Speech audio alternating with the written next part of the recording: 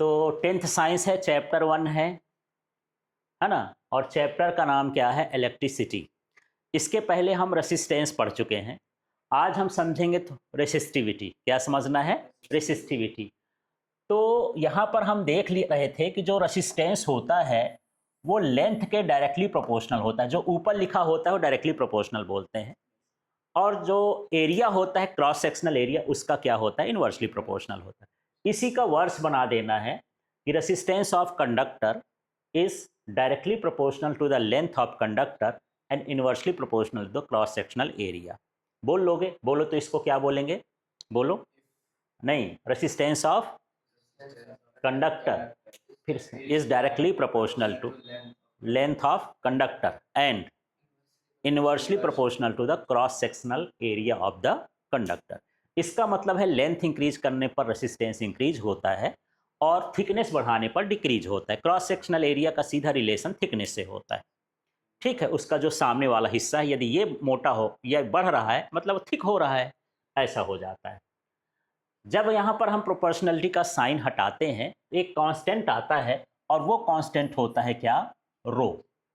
इसको हम रो पढ़ते हैं, है ना। और ये जो कांस्टेंट है इसको क्या कहा जाता है?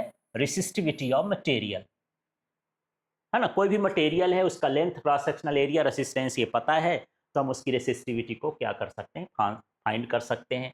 और ये क्या होता है? किसी भी कंडक्टर के लिए कांस्टेंट होता है। स्पेसिफिक मटेरियल का स्पेसिफिक एक जो है रेसिस्टिविटी होती।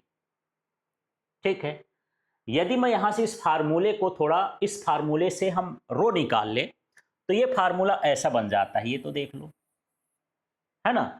ए का ट्रांसपोज इधर कर देंगे और एल का ट्रांसपोज अपॉन में हो जाएगा तो आर ए अपॉन एल हो गया। ये रेसिस्टिविटी का फार्मूला है। लेकिन इसको देख के आपको ये नहीं बताना है कि यदि हम यहाँ पर एरिया बढ़ाएंगे तो ये बढ़ेगा, लेंथ बढ़ाएंगे तो ये बढ़ेगा। इससे आपको क्रॉस टेस्ट होता है एग्जाम में, है ना। माने लेंथ बढ़ाने पर, एरिया बढ़ाने पर, रेसिस्टिविटी पर कोई इफेक्ट नहीं पड़ता है, क्योंकि ये क्या है? अभी हमने क्या मान लिया है इसको? कांस्टेंट। जब कांस्टेंट है तो फिक्स हो गया। तो किसी मटेरियल के लिए क्या होता है? फिक्स होता है। तो क्वेश्चन आता है, if length of conductor increases by double, है ना, then its resistive will become, इसकी रेसिस्टिविटी क्या होगी? It will be not change, है ना। कोई चेंज नहीं होगा, चाहे आप डबल करो, ट्रिपल करो, छोटा करो, मोटा करो, पतला करो, उसके डायमेंशन से इसका कोई लेना देना नहीं। इसका लेना देना सिर्फ किससे है? मटेरियल चेंज करोगे तो चेंज हो जाएगा। क्लियर हो गया? ठीक है, अब हमको डिफाइन करना है। तो यहां पर आप डेफिनेशन मत याद करिए, इसको याद करिए। यहां पर एरिया को हम क्या मान लेंगे? 1 मीटर स्क्वायर में लेना है, क्योंकि एरिया जो है हम हमेशा स्क्वायर यूनिट में होता है। Centimetre square, metre square, feet square, जो भी होगा। अब ये जो लेंथ है ये, इसको भी हम क्या मान लेते हैं? मीटर। ठीक है, और इसी को पढ़ देना है। इफ द, ए का मतलब मैंने क्या बताया था? Cross sectional area.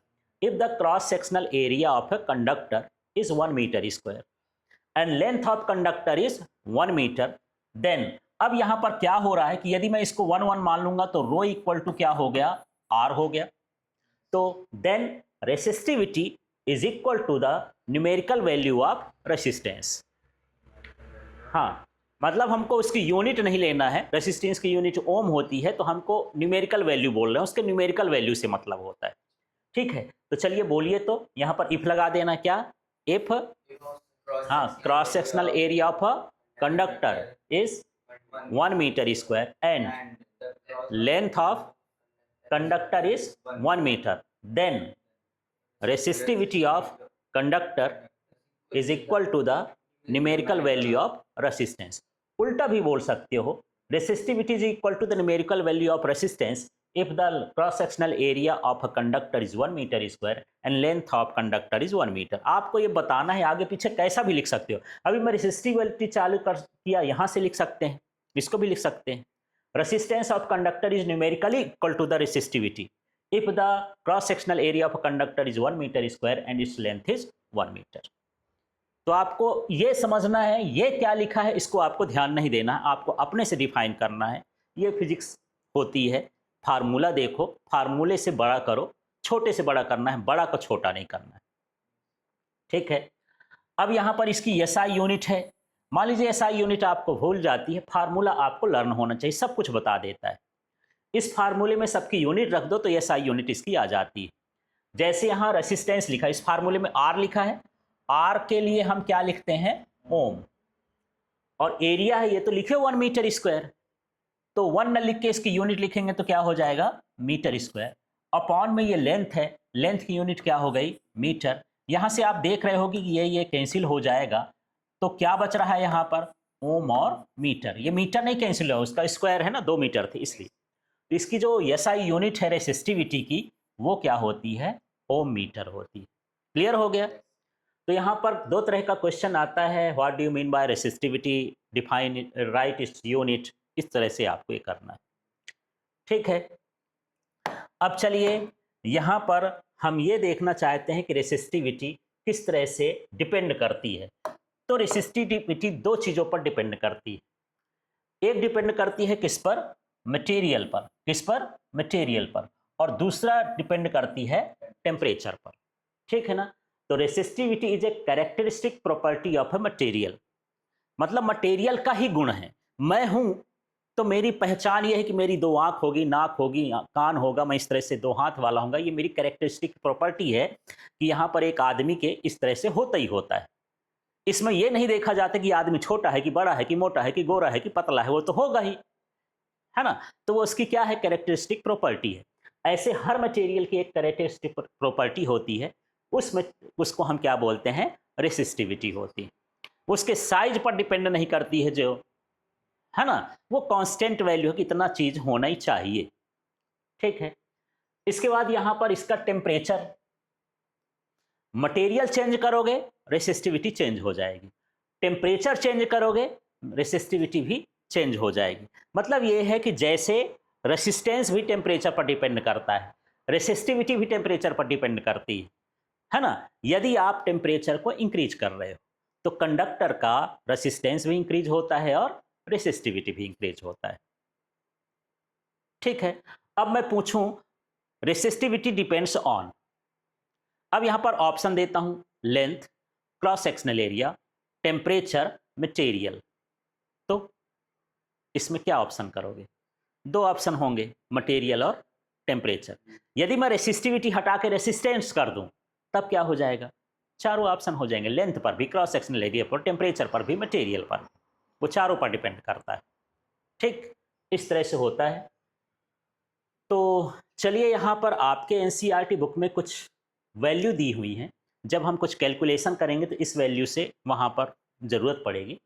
तो यहाँ जो कंडक्टर्स होते हैं, जैसे सिल्वर से लेकर के आप देख रहे हो यहाँ मैग्नीज तक दिया है, तो यहाँ पर जो रेसिस्टिविटी होती है सिल्वर की, ये सबसे कम है ना। और यहाँ मैग्नीज की कंडक्टर में थोड़ा सा यहाँ पर क्या है, ये देख लो, ये क्या है, ज़्यादा है। इसका मतलब है कि जिसकी रेसिस्टिविटी जितना कम होगी वो उतना अच्छा गुड कंडक्टर होगा। तो ये जो है सबसे गुड कंडक्टर क्या, कौन हो गया, सिल्वर। फिर देन क्या हो गया, कॉपर, एल्युमिनियम, टंगस्टन, निकल, आयरन, क्रोमियम, हाँ, मरकरी, मैग्नीजी। और कंडक्टर तो हैं पर अच्छे कंडक्टर नहीं, ज़्यादा रेसिस्टिविटी ऑफर करते हैं। ये वैल्यू आप देख लो किस तरह से इनकी वैल्यू क्या हो रही है, डिक्रीज हो रही है, ठीक है। ऐसे अब एलॉयज कुछ होते हैं, एलॉयज जानते हैं, है ना, homogeneous mixture of metals and non metals का भी हो सकता है, मेटल के साथ मेटल या नॉन मेटल का मिक्सचर जो होता है वो क्या कहलाता है, एलॉय कहलाता है। इसमें देखो ये कांस्टेंटन है, कांस्टेंटन का देख लो, ये रेसिस्टिविटी है। और यहाँ पर ये मैग्नीन है, ठीक है। यहाँ पर जो है ये नाइक्रोम है। इनका कंपोजिशन भी देखो, जो कांस्टेंटन है कॉपर निकल से बनता है, जो मैग्नीन है ये कॉपर, मैग्नीज और निकल से बनता है, और ये जो नाइक्रोम है ये निकल, क्रोमियम, मैग्नीज और आयरन से बनता है। इसको भी आपको ध्यान देना है। ये ध्यान नहीं देना है कि यार हो गया टेबल है, आएगा कहाँ से आएगा एग्जाम में, यही पूछ दिया what is the composition of nichrome alloy, है ना। तो ये पर यहाँ पर भी ध्यान देना है आपको। अब इसमें क्या होता है, ये जो एलॉय इनको अलग से क्यों बताया गया है, इनकी रेसिस्टिविटी टेम्परेचर पर डिपेंड नहीं करती है। बहुत मिनिमम डिपेंड करती है। मतलब आप जो है 1000 टेम्परेचर बढ़ा दो तो इनका रेसिस्टेंस थोड़ी बहुत बढ़ेगा, एक बाल के बराबर मिनिमम वेरिएशन होता है। ऑलमोस्ट इनकी रेसिस्टिविटी टेम्परेचर के साथ क्या होती है, कांस्टेंट होती है। यदि 49 इंटू 10⁻⁻6 है ये इसकी रेसिस्टिविटी कांस्टेंट की, तो इसका मतलब ये है ये 30 डिग्री सेल्सियस पर है, वो 50 पर भी होगा, 100 पर भी होगा, 900 पर भी होगा, 1000 पर भी होगा। 1000 में थोड़ा 49.001 ऐसा थोड़ा बहुत बढ़ जाएगा, ऑलमोस्ट इनकी कांस्टेंट रहती है। ठीक है, तो बहुत सारे ऐसे हमारे ऑपरेटस होते हैं जहां पर हम टेम्परेचर पर देखते हैं कि टेम्परेचर के साथ इनकी रेसिस्टिविटी चेंज ना हो, तो इन मटेरियल का यूज करते हैं। इसके पहले हमने एक प्रैक्टिकल एक्टिविटी यहाँ पर बताया था जिसमें किसका यूज किया था, नाइक्रोम का। नाइक्रोम का ही यूज कर लेते, मैग्नीन का यूज कर लेते, कांस्टेंटन का यूज कर लेते। क्यों करते? क्योंकि इनकी रेसिस्टिविटी टेम्परेचर के साथ चेंज नहीं होती। ठीक है, एक रेसिस्टेंस ओम ऑपरेटस में किए थे ना, ओम ऑपरेटस में जो रेसिस्टेंस लगाते हैं ये रेसिस्टेंस होता है। ठीक है, अब हमारी तीसरी कैटेगरी के होते हैं जो इंसुलेटर्स होते हैं। इंसुलेटर्स वो मटेरियल हैं जिनसे इलेक्ट्रिसिटी पास नहीं होती, है ना। जैसे आप कभी टेस्टर देखते होगे या प्लास्टिक लगाते हो, जैसे इसके भीतर तो करंट है लेकिन मैं छू रहा हूं, मुझे करंट नहीं लग रहा है ना। तो जिसमें करंट पास नहीं होता है वो मटेरियल क्या कहलाता है, इंसुलेटर कहलाता है। इनकी जो रेसिस्टिविटी होती है काफी ज्यादा होती है, इतनी ज्यादा होती है कि जाने नहीं देती है, रोक देती है। ठीक है ना। इस तरह से यहां पर देख लेते हैं, तो यहां पर ग्लास है, कांच, हार्ड रबर है, एबोनाइट है, डायमंड है, पेपर है, ये सभी मटेरियल क्या होते हैं, इंसुलेटर होते हैं। ठीक है ना, इनमें करंट फ्लो नहीं होता है। वुड को भी मान सकते हैं, यदि वो ड्राई वुड है, लकड़ी है, प्लास्टिक है, मोम है, बहुत सारे ऐसे एग्जाम्पल हैं जिसमें आप ऐसे, एक कपड़ा ही है, एक सिरे में करंट लगाओ दूसरी तरफ छू लो तो नहीं मारेगा करंट, है ना। तो इस तरह से यहाँ पर रेसिस्टिविटी के हिसाब से मटेरियल को डिवाइड किया गया है कि कितनी रेसिस्टिविटी वाले को कंडक्टर कहेंगे, कितनी रेसिस्टिविटी वाले को इंसुलेटर कहेंगे। ये तो बीच का है, इनका वेरिएशन हो सकता है। ये कंडक्टर में ही आते हैं एलॉयज, एलॉयज किस में आते हैं, कंडक्टर में ही आएंगे, क्योंकि उसमें मेटल होती है, मेटल से ही बनते हैं। अब देख लीजिए यहाँ पर मटेरियल का क्लासिफिकेशन हम कर देते हैं बाय द रेसिस्टिविटी। तो यहाँ पर मैं सोच रहा था इसका नया बना दूं, तो नया नहीं करते हैं, ये रेसिस्टिविटी का ही टॉपिक है तो इसी में शामिल कर लेते हैं। अब देखिए material classification by the resistivity. अब यहाँ पर मटेरियल देखती है और ये रेसिस्टिविटी रेंज देखते हैं, ओम मीटर में है, और यहाँ पर हम एग्जाम्पल समझते हैं। ये कंडक्टर्स हैं, तो कंडक्टर्स की जो रेसिस्टिविटी है 10⁻⁻8 से 10⁻⁻6 ओम मीटर तक होती है। तो ऐसे मटेरियल को हम क्या बोलते हैं, कंडक्टर्स बोलते हैं। आप एक डेफिनेशन पढ़ सकते हो कि कंडक्टर क्या होता है, the material which passes electricity, जो इलेक्ट्रिसिटी को पास करते हैं। उसके हिसाब से यदि हम रेसिस्टिविटी के रेंज के हिसाब से देखें तो जिसकी रेंज ये होती है वही क्या होता है, कंडक्टर होते हैं। ये अलग डेफिनेशन हो गई। जैसे मेटल्स हैं, सारे मेटल्स होते हैं, कॉपर, एल्युमिनियम, सिल्वर जो भी हैं, कुछ एलॉयज भी हैं, है ना, ये सारी चीजें। यहाँ पर एलॉयज भी हैं कंडक्टर में, हायर देन कॉन्स्टिट्यूंट मेटल्स। जो एलॉयज होते हैं उनकी जो रेसिस्टिविटी होती है वो कॉन्स्टिट्यूंट मेटल से हायर होती है। जैसे कॉपर की जो रेसिस्टिविटी होगी उससे जो हम एलॉय बनाएंगे तो उससे ज़्यादा इसकी रेसिस्टिविटी होगी, माने अच्छा कंडक्टर नहीं होगा, मिलावट से कंडक्टिविटी उसकी कम हो जाती है, रेसिस्टिविटी ज़्यादा हो जाती है। जैसे नाइक्रोम है और कॉन्स्टेंटन।